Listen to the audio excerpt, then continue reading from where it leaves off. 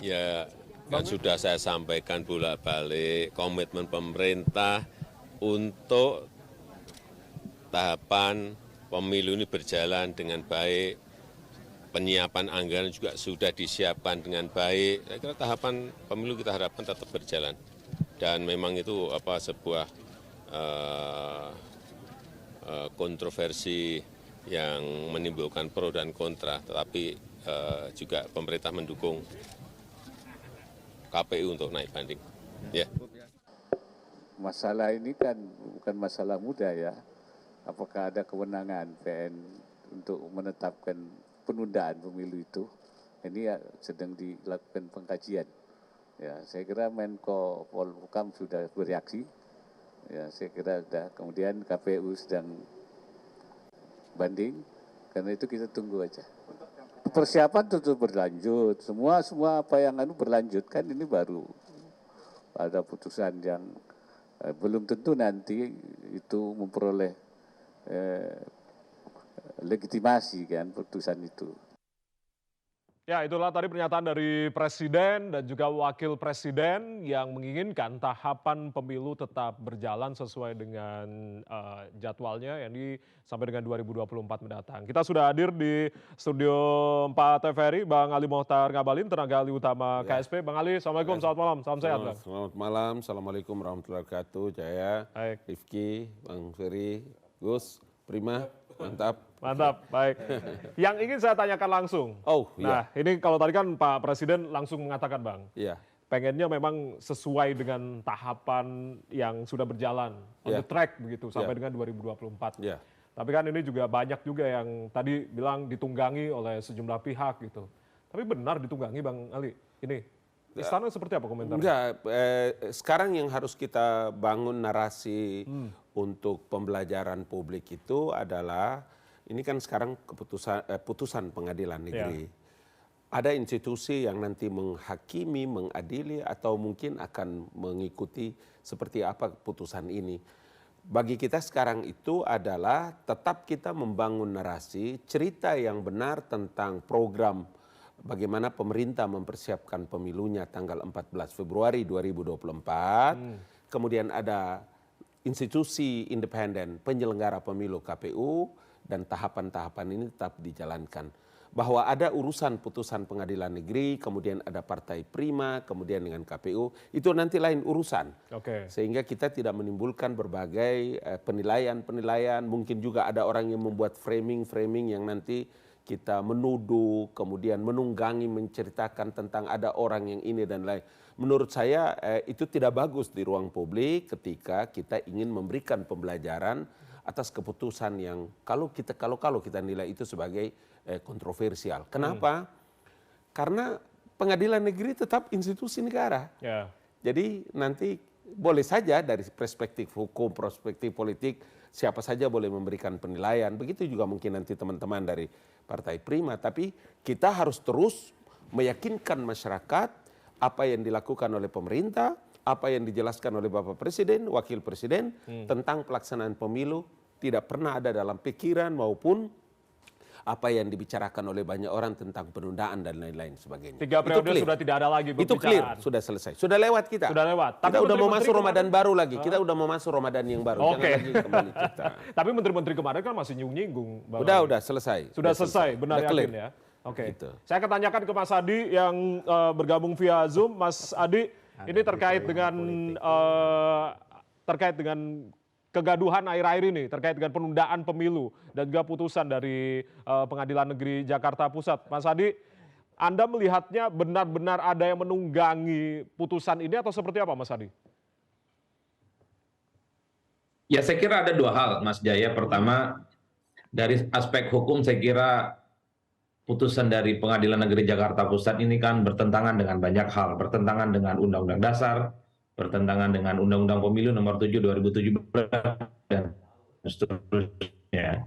Jadi kalau kita mengacu pada itu sebenarnya pengadilan negeri putusannya itu memang patut diabaikan. Kalau saya mengacu kepada pernyataannya Pak Mahfud MD, tentu ada sesuatu yang besar ya yang menggerakkan upaya-upaya soal penundaan pemilu ini. Karena kalau kita melihat resultante sebelumnya, kan banyak sekali elit-elit di negara ini yang mencoba untuk menarasikan, membangun isu bahwa pemilu di 2024 itu misalnya layak untuk ditunda dengan begitu banyak pertimbangan, sistematis terkesannya. Bahkan Pak Mahfud MD sendiri yang menerangkan itu, ada kekuatan besar yang sangat mungkin penundaan itu. Cuman kan untuk membuktikan ini semua ya, kita sebenarnya sedang membicarakan hantu, tapi hantunya ini ada, meski sulit untuk dibuktikan. Pada level itulah ya saya kira sampai sekarang itu semua orang. Yang kedua yang ingin saya katakan sebenarnya Mas Jaya, ini soal impact politiknya. Kalau pemilu itu betul-betul dilaksanakan, saya membayangkan akan terjadi kios politik dan bahkan huru-hara yang saya kira cukup mengerikan. Coba bayangkan, 2024 presiden itu harus ada yang baru. 2024 DPR, DPRD, DPR provinsi, kabupaten, kota, dan DPR pusat itu harus ada gantinya tanggal 1 Oktober. Itu artinya apa? Kalau jabatan politik di negara ini itu kosong, itulah yang saya anggap mengerikan karena akan begitu banyak orang mengaku dirinya presiden. Akan muncul begitu banyak orang yang mengaku dirinya anggota dewan di berbagai tempat, anggota DPR RI, anggota DPR pusat, anggota macam-macam. Bahkan akan bermunculan di berbagai wilayah. Saya khawatir begitu akan mengklaim dirinya adalah Presiden Republik Indonesia yang mengklaim atas nama rakyat. Itu yang saya kira memang membayangkan. Karena kalau pemilu ditunda, kita tidak punya bayangan, kita tidak punya argumentasi, kita tidak punya legal klausul konstitusional bahwa presiden saat ini itu bisa diperpanjang misalnya. Atau anggota dewan saat ini itu bisa diperpanjang. Itu nggak ada. Karena memang rezim kita adalah rezim di mana presiden dan DPR dipilih secara langsung setiap 5 tahun sekali. Jadi siklusnya jelas. Ini yang saya kira memang harus diperhatikan betul bahwa dampak politik jauh lebih mengerikan ketimbang dampak hukumnya yang sampai saat ini masih debatable ya. Meski misalnya putusan negeri Jakarta Pusat ini minta diabaikan, tapi proses-proses politik dan hukum terus dilakukan oleh KPU. Satu-satunya harapan sebenarnya yang kita titipkan kepada KPU, jangan pernah menghentikan proses ya yang sudah berlanjut ya. Ini sudah setengah perjalanan. Jadi sekalipun ada putusan untuk menghentikan semua proses-proses yang sudah ada, saya kira KPU harus jalan terus. Kalau itu dihentikan, ini akan menjadi titik kunci bahwa pemilu itu ya memang akan ditunda di 2024. Tapi akan dilaksanakan di tahun setelahnya. Saya kira itu sebenarnya Mas Jaya. Saya khawatir ada chaos huru-hara politik karena ada kekosongan di 2024. Dan di 2024 kalau tidak ada presiden dipilih secara langsung, tidak ada anggota dewan dipilih secara langsung, maka akan begitu banyak orang sebagai di Republik Indonesia. Itu kan ribet. Baik, Mas Adi, sepertinya sinyalnya kurang bagus. Nanti kita akan mencoba menghubungi Mas Adi kembali begitu. Saya akan minta tanggapan dari Bang Abalin. Ini kan kekhawatiran dari kita semua, tidak hanya kekhawatiran dari Mas Adi tadi, chaos politik gitu kalau misalnya. Jangan juga berlebihan. Ya. Jangan juga berlebihan. Konsentrasikan seluruh kekuatan sekarang, kemudian memberikan dukungan penuh kepada KPU. Kalau kita punya penilaian terhadap apa yang diputuskan oleh pengadilan negeri itu adalah, tadi saya bilang, mungkin dia juga menjelaskan dari perspektif politik, hukum, dan lain-lain. Dr. Ramsare Dato' kita ini kan ahli dalam bidang itu. Maksud saya, mari kita konsentrasikan ini. Negeri ini ada aturannya, ya kan? Kalau kita memandang bahwa itu adalah bertentangan dengan regulasi yang ada, kemudian dia tidak masuk dalam wilayah-wilayah yang harus pengadilan negeri mengambil keputusannya, kemudian perhatikan bagaimana adakah hak-hak politik yang harus diperjuangkan bagi partai politik yang namanya prima. Karena demokrasi ini dibuat dalam rangka orang juga bisa menggunakan hak-hak politiknya. Kan sederhana, yang dia perjuangkan sekarang ini adalah keikutsertaan mereka dalam pemilu. Tidak usah juga kita membuat narasi, kemudian kita membuat framing seperti negeri ini mau pecah, nggak penting. Sekarang kita fokuskan satu kekuatan, kemudian memberikan dorongan kepada KPU agar bisa mengambil langkah-langkah, termasuk diantaranya adalah banding. Banding prosesnya sedang berjalan. Jadi narasi-narasi yang terkait dengan chaos, huru-hara, politik, berantakan negeri ini, udah nggak usah. Tapi Bang Ali, sudah dapat bocoran terkait siapa yang bermain di belakang, kata Prof. Mahfud? Jangankan Pak Mahfud, Malikil Maut sekalipun mengeluarkan pernyataan itu, harus dibuktikan. Harus dibuktikan. Tidak boleh kita membiasakan membuat isu-isu. Ingat ini kalimatku. Kita orang pemerintah, beliau Menko. Siapapun dia, Oke ya? Jadi kita tidak usah membuat beberapa framing-framing kemudian sahwat sangka yang bisa membuat orang juga punya analisa, penafsiran yang bisa mengembangkan perkara ini dengan framing-framing yang tidak mendatangkan manfaat bagi kepentingan masyarakat. Gitu loh. Itu yang saya maksudkan supaya sebagai orang-orang yang punya intelektualisme yang bagus, punya moral yang tinggi. Ini kan parlemen member yang terhormat, Bapak Doktor, Datua, Sekjen.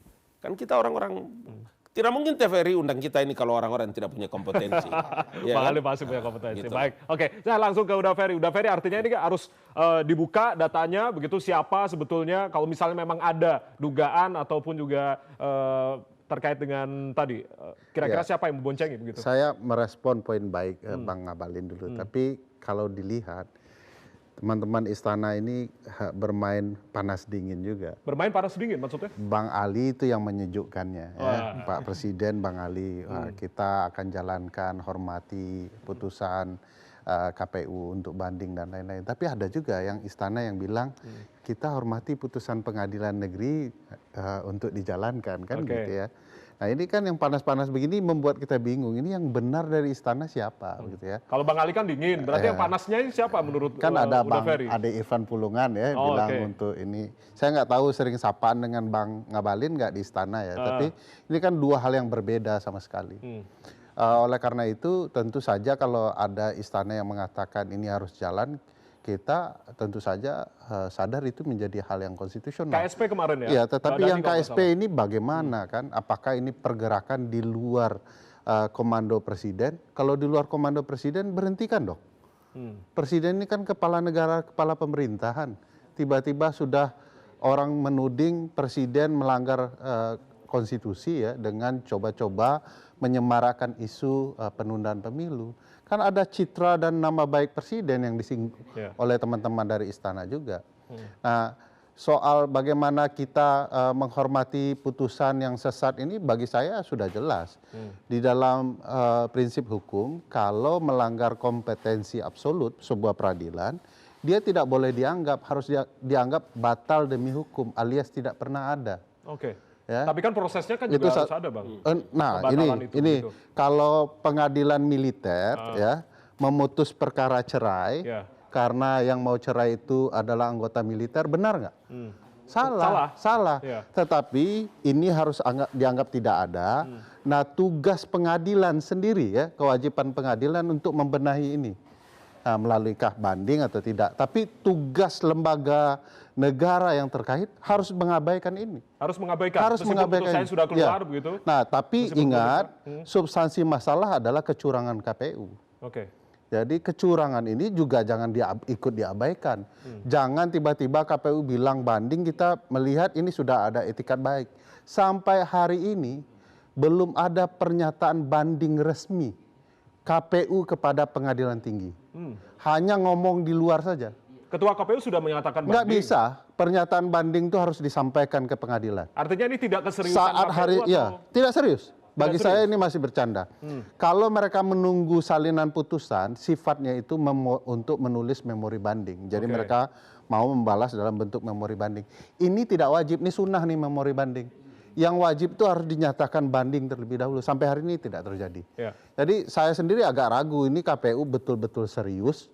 Karena dari awal sudah tidak serius, Bang Ngabalin menyampaikan tidak ada ahlinya, tidak serius menjawab argumentasi teman-teman Prima. Bagi saya memang ada problematika serius di penyelenggara pemilu yang kita pernah lapor di Komisi 2, kecurangannya luar biasa, kita punya data dan tidak mau dibuka. Ini mohon maaf teman-teman Komisi 2 harusnya ikut membuka data itu. Sipolnya artinya? Tidak hanya sipol, kecurangan itu. Kita sudah berikan ya sekitar 40 alat bukti kecurangan yang dilakukan oleh KPU. Dan bahkan mohon maaf Bang Ali, apakah pantas penyelenggara pemilu kita mengatakan saya ini adalah bajingan, saya ini cacat moral dan segala macam, lalu memimpin penyelenggaraan ini? Harusnya sudah diberhentikan orang-orang seperti ini supaya penyelenggaraan pemilu kita menjadi baik. Nah, lepas dari itu, kalau memang ini betul-betul ingin melindungi konstitusi kita tanpa bertendensi siapa yang lebih baik di negara ini, maka jalankan dengan sungguh-sungguh. Jangan KPU kemana-mana bawa mobil maung yang tidak diperlukan dalam penyelenggaraan pemilu. Lalu ada pelanggaran-pelanggaran di mana-mana lalu diabaikan saja. Ini harus substansinya jelas hari ini. Kalau memang ada pengawasan dari teman-teman Komisi 2, tolong panggil KPU yang sedang bermain-main. Apakah ini cek ombak atau tidak dari upaya penundaan pemilu, mari kita buktikan sama-sama. Oke, apakah ini cek ombak? Bang Ali kayaknya serius nulis-nulis. Bang, kira-kira ada poin-poin apa? Saya mesti menulis dengan baik karena saya mesti harus melakukan klarifikasi. Umpama seperti cek ombak dan lain-lain. Nah, silakan. Atau penyelenggara pemilu. Ini kan sekarang Undang-Undang Negara Republik Indonesia tahun 1945 menjelaskan tentang penyelenggara pemilu itu dilaksanakan oleh Komisi Independen. Kontrolnya ada di parlemen. Karena itu pemerintah tidak bisa menjangkau ke sana. Ya. Jadi nanti KPU kita sudah sepakat dalam undang-undang, dia adalah satu komisi independen, sekarang dia berperkara dengan pengadilan. Saya kira kita semua tahu ya, termasuk seperti di pengadilan negeri.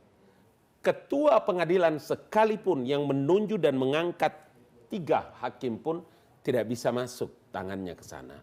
Itu sebabnya tadi saya bilang, biarlah proses ini berjalan, tetapi kita harus confirm. Kita harus serius menghadapi perkara ini, bahwa ini adalah persoalan dalam negeri kita.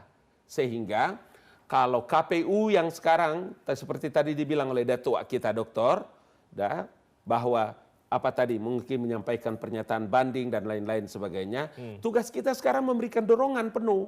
Kita hanya bisa seperti itu menyampaikan.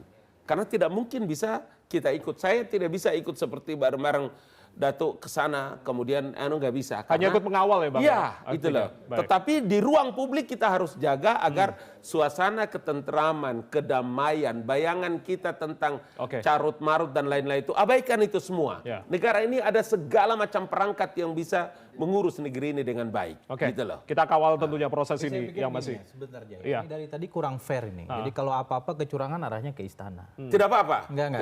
Jadi begini, ini biar kemudian juga publik bisa lebih objektif melihat acara kita hari ini. Gitu. Saya dari tadi diam ini.